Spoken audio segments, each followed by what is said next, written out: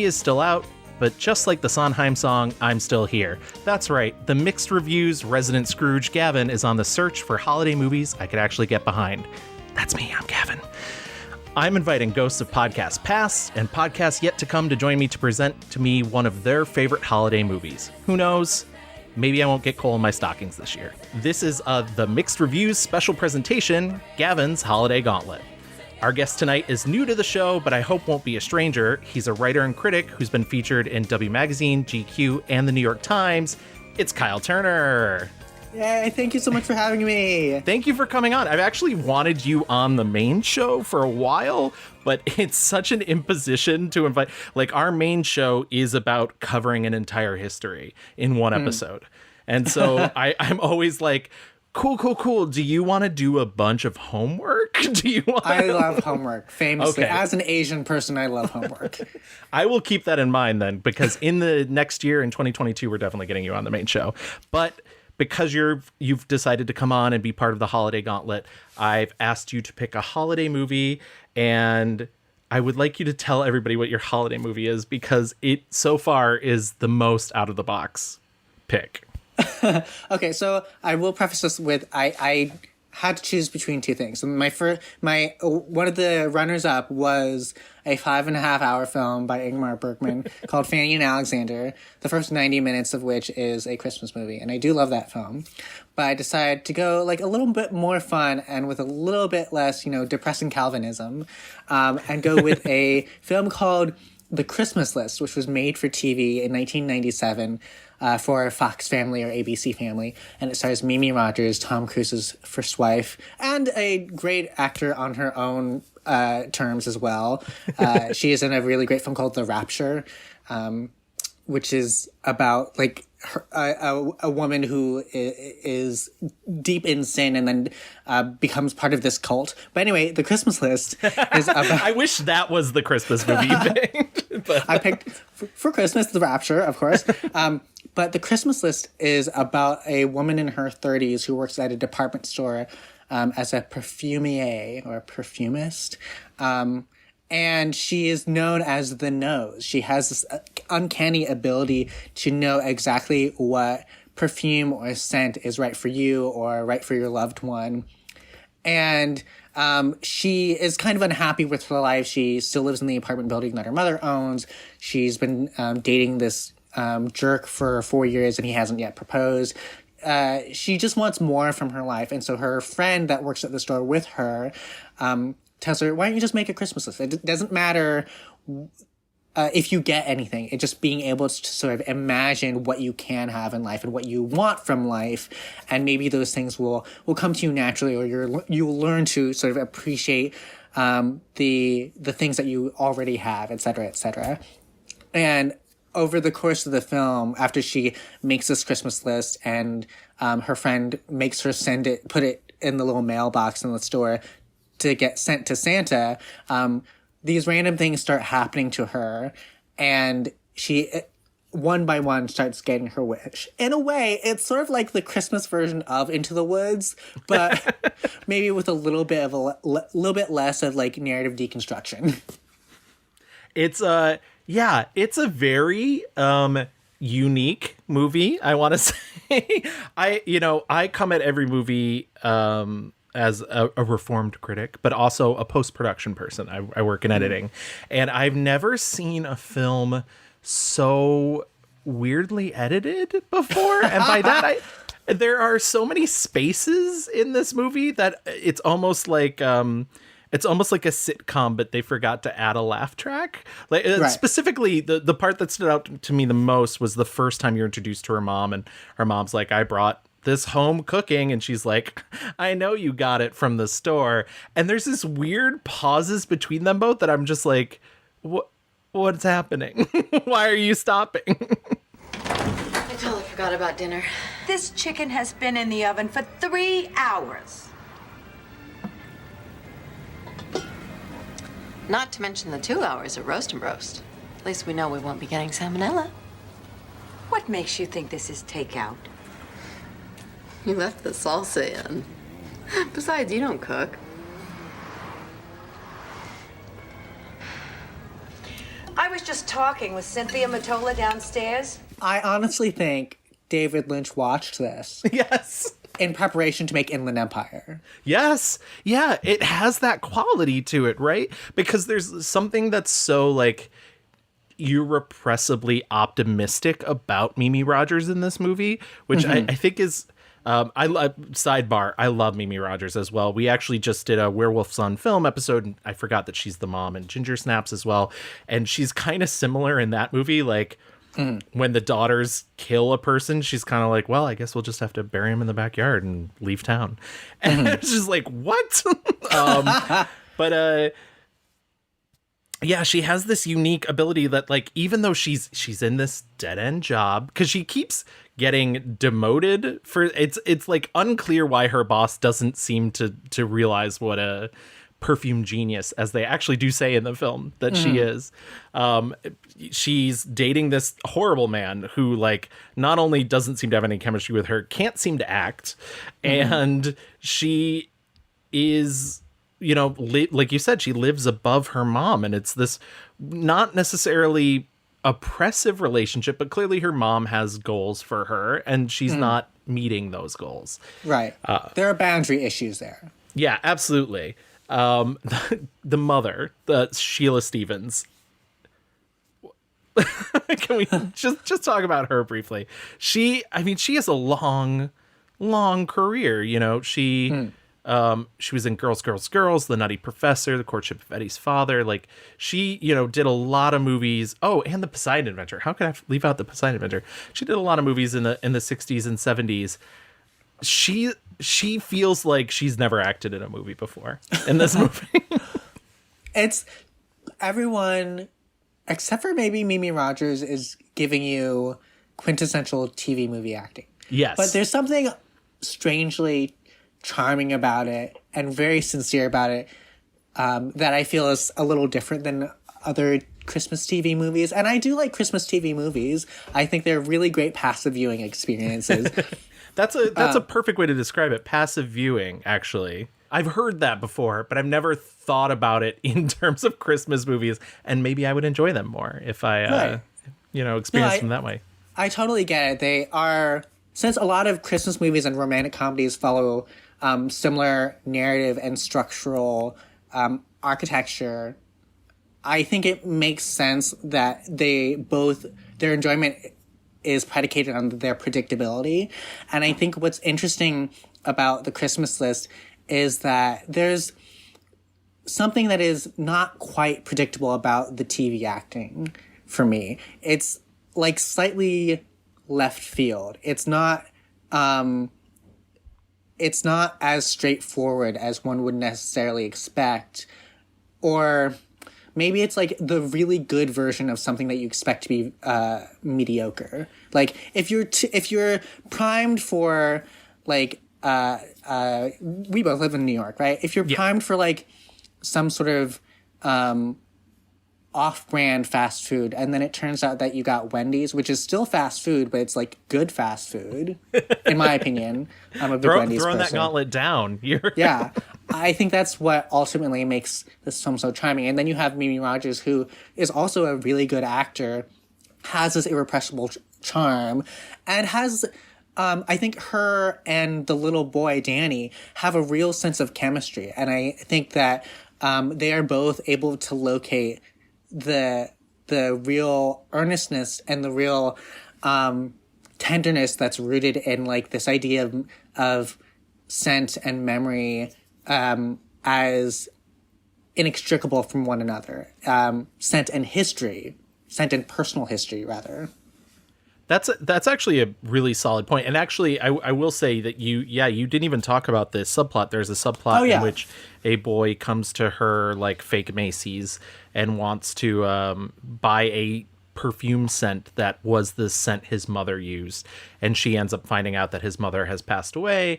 And he has this father who's engaged, of all people, by the way, engaged to Marla Maples, who at the time was Mrs. Donald Trump. But the essentially this kid enters her, he doesn't have enough money for the perfume, and so she gives him an IOU and pays the rest of it out of her own pocket. So he enters this receipt with her name on it to win a car, and she's going to split this car with his dad until he's old enough to drive the car. And of course, because it is a Christmas movie, because it has those romantic comedy qualities, she starts to fall for the dad because he's a much better fit for her than this boring man that she's engaged, or hopefully engaged to. And it's strange that someone who would be a better fit for her is like a psychiatrist or something. Yes. But like, maybe really? that's what she needs in her life. Yes. Date a psychiatrist, examine those like mother-daughter relationship things. Yeah, love it. And examine like fully Oedipal complex here going on a little bit. Yeah, because it's the scene that in which Danny is introduced and he's buying this perfume. Mimi Rogers' whole trick is that she will ask you a series of questions based on what the person you're buying for, what kind of scent they would want. So it questions like what kind of flower do they like, what time of day they like, et cetera, so that she has an understanding of like what kind of base notes and what kind of I guess body of the perfume is best suited for the person. I don't know anything about perfume, but I did just watch Perfume: The Story of a Murderer with Ben Whishaw. Same thing, basically. Can you answer a few questions for me? Favorite flower? Delphiniums. Larkspur, breath of heaven. Anything blue. Time of day? Late afternoon, when the sun turns everything orange. Favorite beetle? Definitely John. Chocolate, yes. Cilantro, no. And pasta as often as possible. I think my boyfriend could take a lesson from you. Excuse me? I'm Melody Paris. Danny Schuyler. Nice to meet you. So she does that quiz with the little boy, with Danny, and she gets the first two wrong. And then finally she gets the third one, third time's a charm. And he grabs her wrist when she puts like the little paper with the scent, with the perfume on it. He grabs her wrist. And that moment, the music swells, but it's actually quite touching. And it's played both as like this, I think, accumulation of memory and grief, but also this unspoken connection between the two. And like, if I'm being cynical and kind of snarky, yes, I will project onto this, like this weird Oedipus sort of dynamic. But I think there's something like very sweet about that scene. Really, I feel like both performers know or have an understanding of the power of smell and scent as a way to unlock deeper parts of themselves and what they want and what they want both from their past and their future. And I will say, I actually do think the strongest thing in the film is the relationship between her and this kid, because she's not, it's weird because she doesn't bring a motherly energy to it, but there is something very symbiotic about their relationship, I guess. Like it's almost like this kid came into her life at the perfect time. She needed him as both this person who was going to point her towards her new direction, but also, just a sympathetic ear, because she has a friend in this movie, but their scenes are often just like playful and until the end when her friend helps her out by proving she's the real. There's so much that happens in this movie by proving she's the real nose as opposed to her work rival who keeps getting promoted over her. And I do think that I really like that relationship because she's never, it's never, like a juvenile thing. She never talks down to him. She treats him like an adult. And I think that's sort of the key to why this aspect of the film actually does really work. Right. There is, I think, a mutual respect there. And yes. She doesn't infantilize him. He doesn't sort of box her in as a mother figure either. It's like she is an older friend of his. And I think that's like relatively rare in across most genres to have this sort of intergenerational friendship that isn't predicated on sort of relegating either character into a familial role. You said earlier, if I could be cynical, one of the things I think is really impressive about this movie is there is no cynicism anywhere in it. Everything is played very straightforward, no matter how silly. One of my favorite conceits in the film is anytime anything happens that occurs on her wish list, there's like a moment where there's a weird digital Santa hat placed over the head of each character, so much so that it even happens to her mom because she used one of her her Christmas list wishes to give herself a more traditional Christmas. And her mother appears to her in the Santa type hat. But once again, the movie's never like, isn't this silly or isn't this strange? It's just like, well, this is something that's happening and you should just go with it. I guess I should ask, when was the first time you saw this movie?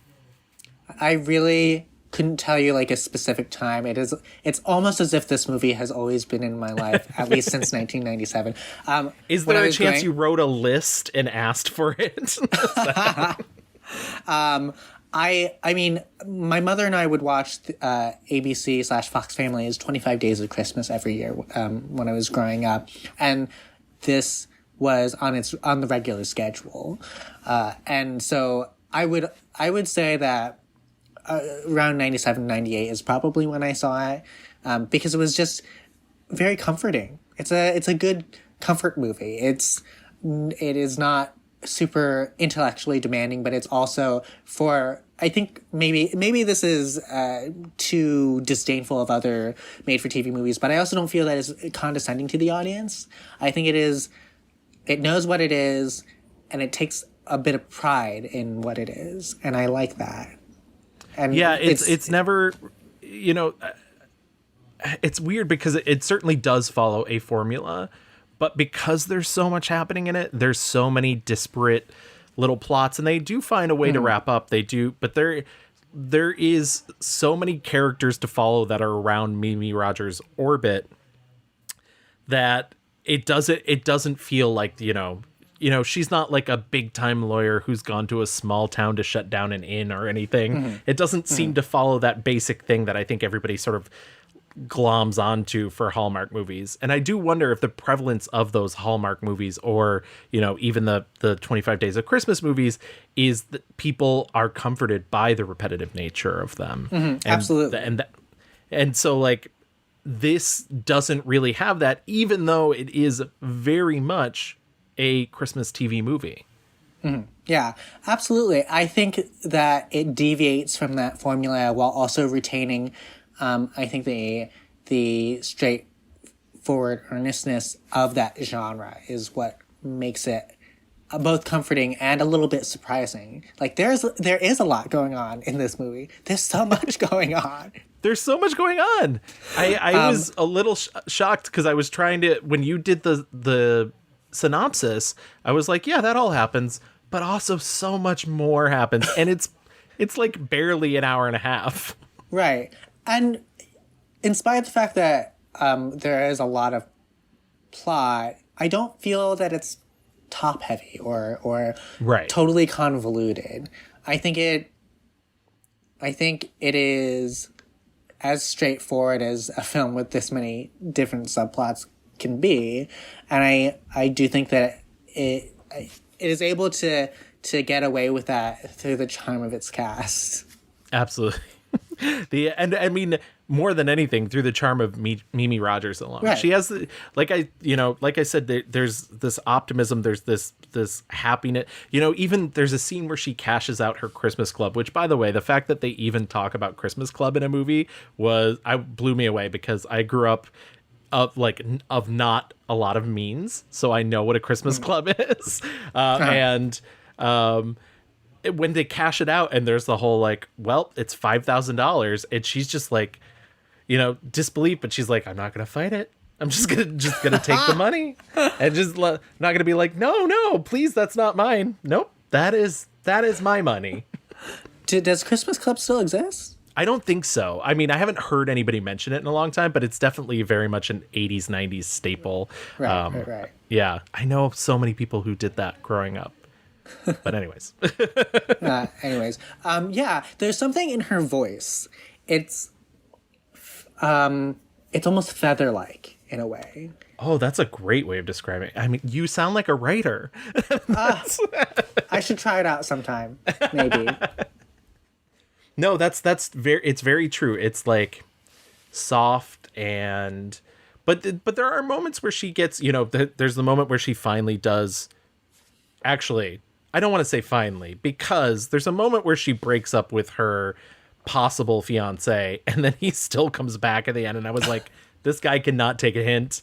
But she breaks up with him at a restaurant by stabbing a creme brulee several times and then throwing it in his lap. But prior to that, she does get passionate, and it's funny because she's not giving like, oh, well, I guess it's very different from what she's normally doing, and yet at the same time still feels completely in continuity with her character. Absolutely. I'm 35 years old. I would like to move out of my mother's apartment building. I would like to have a baby. Now, I can't have a baby until I get married. And I can't get married until we have our nest egg. And we can't have the nest egg until we save enough money for the retirement fund. And we can't save enough money for the retirement fund unless I stay in my crummy little apartment for another 2 years. At this rate, I might as well wait until I retire and just stay right where I am. People are looking at you.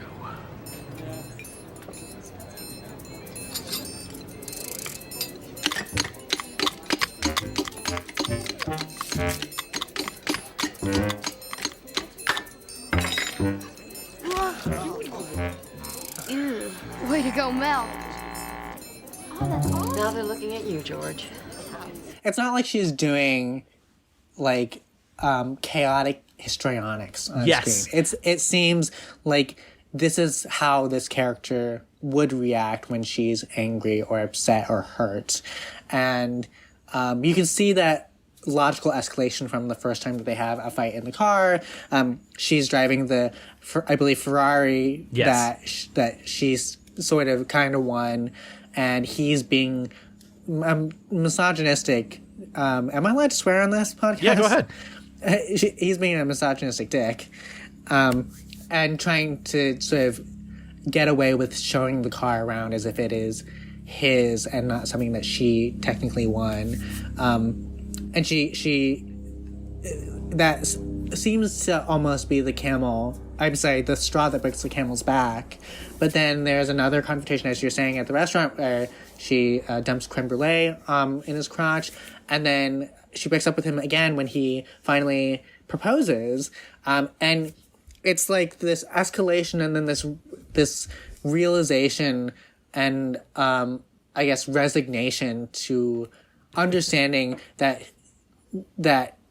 he really doesn't understand her. He really doesn't understand what her wants and needs are, and that he will only respond to what he thinks he has to do as opposed to really engaging with her as a partner.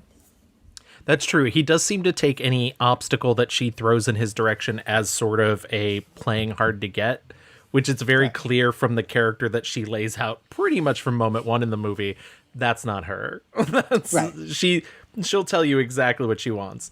Yeah, no, I mean, it's such a fascinating, I think it's like a sort of a fascinating artifact of a way that people don't make TV movies anymore. I feel like this couldn't be made nowadays, and I think part of it because it is so earnest and like it's silly and campy, but also has a heart that's much more solid than just being your average love story.